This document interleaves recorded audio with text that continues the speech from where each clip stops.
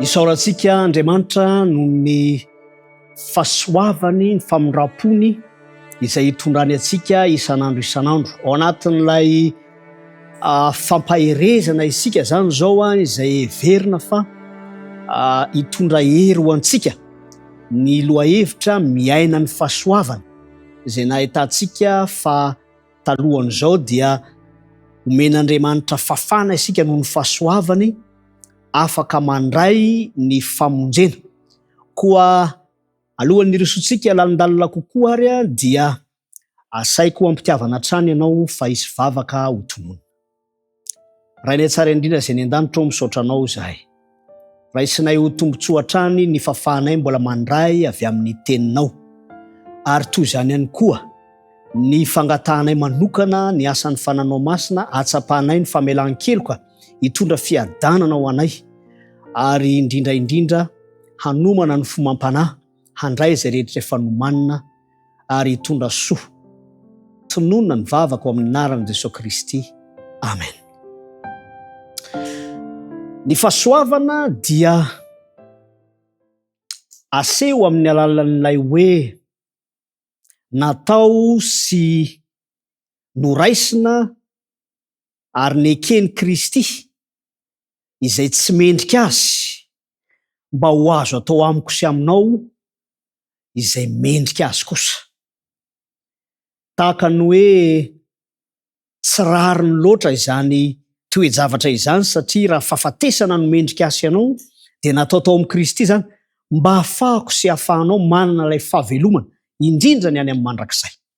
Koa amin'ity fotoana ity dia manana lohahevitra indray isika ny amin'ny hoe miaina ny fahasoavana amin'ny fiainana voavela-heloka.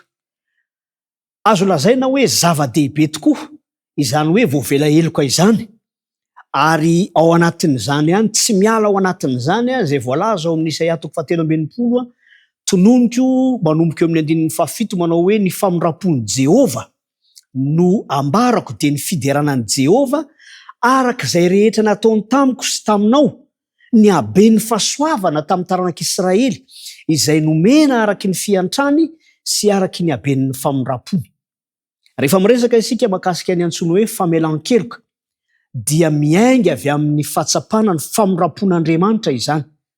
Ny fahasoavana araky ny efa hitantsika dia mahatratra izay mahatsapa ny tenany fa tsy mendrika, ary mifanitsy ao anatin'ny famindram-pon'Andriamanitra izany, satria ny olona mahatsapa fa diso, ny olona izay nanao fahadisoana no mila famindram-po.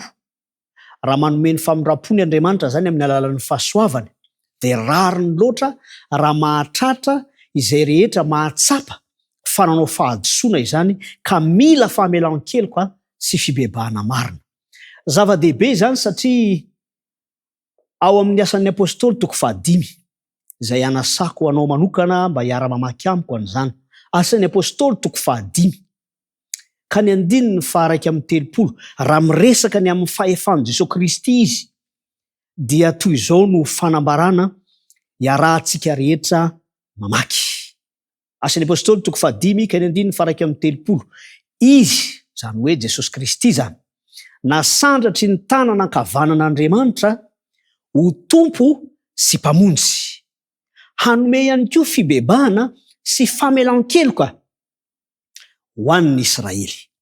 Tombontsoa lehibe zany, satria fomba fiasan'Andriamanitra tsy miova hatrany amin'ny tontolon'ny Israely hatramin'izao tontolo misy antsika izao, izay heverina fa noho ny fahasoavan'Andriamanitra no ahafahantsika mandray izany.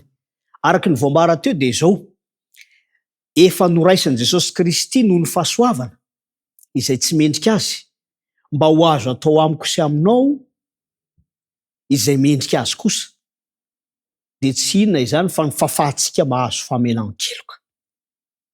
Mpanota isika, nanao fahadisoana isika, ka tsy ny famelan-keloka ihany araky ny voambara teo no omenantsika maimaim-poana, fa ny fibebahana ihany koa, zany hoe ny fahasoavana zany dia afaka mametraka toe-tsaina izay afaka miaiky ny fahotana ka mandray fibebahana avy amin'Andriamanitra. Alaivo sara an-tsaina fa mety ho antony hafa mihitsy no mahatonga ny olona iray bebaka. mety noho ny fiheverana fa ho afa-baraka izy, mety noho ny tahotra ny amin'ny vokatry ny fahotana zay natao na ny fahadisoana zay natao. Raha any amin'ny toeram-piasana ohatra dia matahotra hoe ho voaroaka satria nanao fahadisoana. Tahaka ho antsika izay atao hoe efa miaina ao anatin'ny fitaizana ireo zanakitsika, dia indraindray eo amin'ny zanakitsika eo dia ahitantsika an'izany hoe tahotra kapoka. Dia indro fa fona dada ny fona neny. Mety ho tratran'izany koa izaso ianao fa fambaraka amin'ny fiarahamonina dia indro fa toa mibebaka.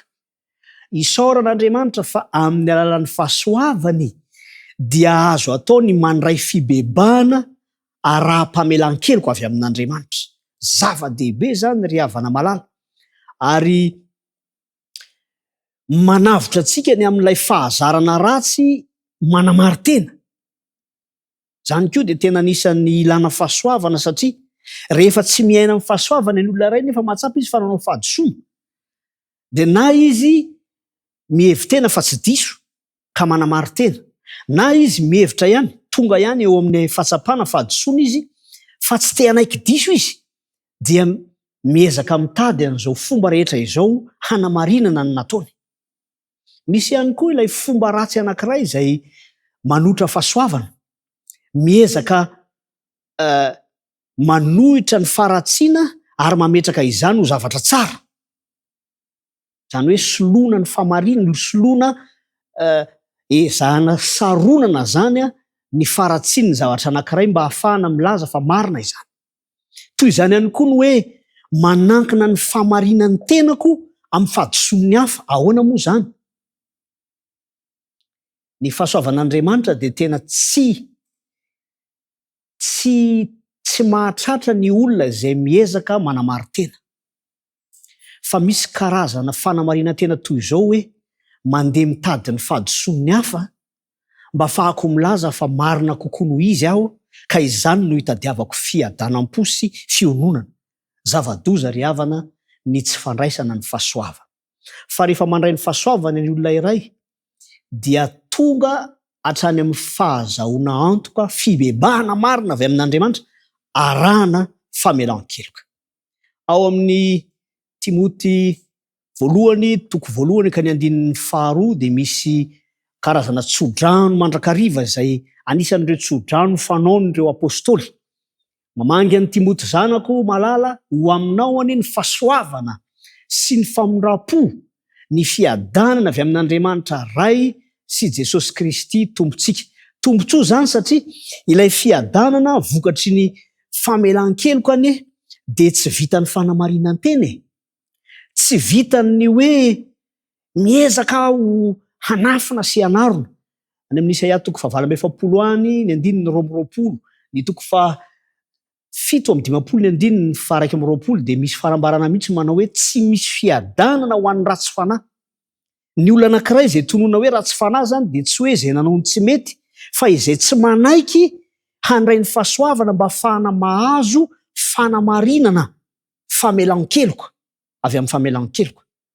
Fa na dia miezaka ny ho tsara zany olona iray, ka fombany ihany sy avy aminy ihany no heverany azahoana izany famarinana izany, dia tsy hanana fiadanana izy. Tsy misy fiadanam-po azo antoka ao aminy. Ary zay no mahatonga an'i Jesosy Kristy ao amin'ny Jaona toko 4:10, tiako ny araha-maky izany aminao amin'ity fotoana ity, satria fiadanana azo antoka. Jaona toko 4:10 ka ny andininy 7:20, Kristy mihitsy no manome teny fikasana ho antsika. Kristy mihitsy no manamafy amin'ny alalan'ny toe-tsainy ny fahasoavana izay avy amin'Andriamanitra.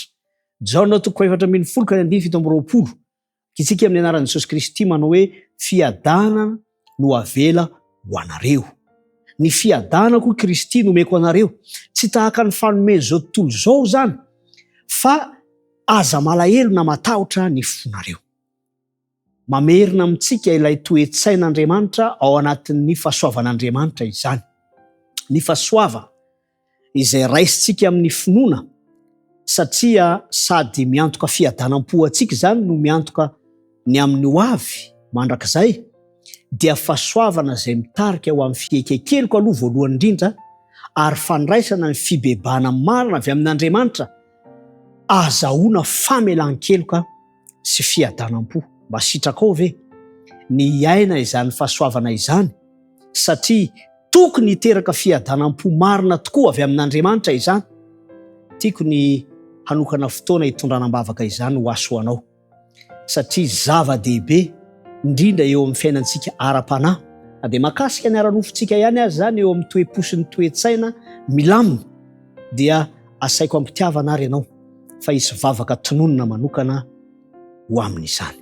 Raha ny tsara indrindra izay ny an-danitra ao misaotra anao izahay, satria ny fahasoavana izay atolotrao dia mahatonga fiadanam-po aty anatinay, miasa fibebahana sy famelan-keloka, ahafahanay miaiky ny tsy fatanterahanay rehetra, ahatonga anay ho mendrika n'izany fahasoavanao izany, ka hiaina fiainana voavela-heloka manana fiadanam-po marina tokoa.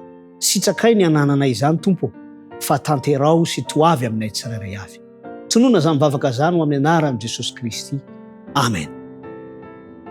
Manasanao indray ary ny fotoana toy izao tafaraka eto isika ny amin'izany loha hevitra momba ny fahasoavana izany. Veloma tompoko.